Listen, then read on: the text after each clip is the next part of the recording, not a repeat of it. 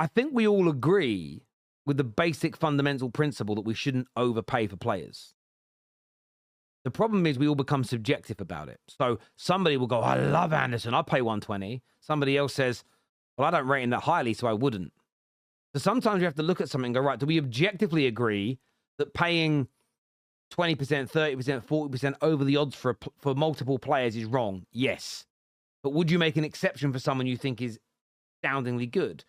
I think there's a rationale to say yes to it. I agree with paying reasonable and sensible fees, though, in the short term. And I'll tell you as to why. And I know this infuriates some people that do the, it's not my money, I don't care. Good. Man United are not flush enough.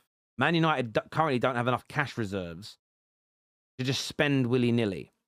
So if there's a £70 million player that you think moves the needle, and let's put some numbers on this so we can make it, contextualize it. We've got to move the needle 10 places for us to challenge for the league. This midfielder moves it 3 of the 10. All the other midfield options move it 1.5. You go, oh, it's worth paying the money. But we need 3 midfielders.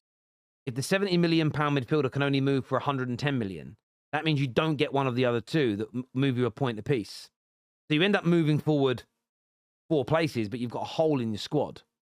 Where if you go, right, we're not going to bring him in because he's too much money, but there's this guy that moves the needle 2 places, and then we can get the other 2 players that move it 2 places. So now move 4 as well, but there ain't a hole in the squad. You might find yourself in a better situation.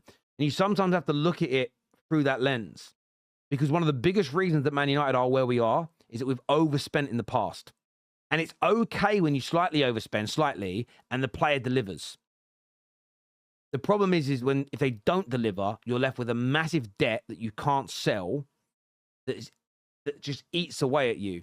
And you'll never finish our squad rebuild. So we have to just get it right.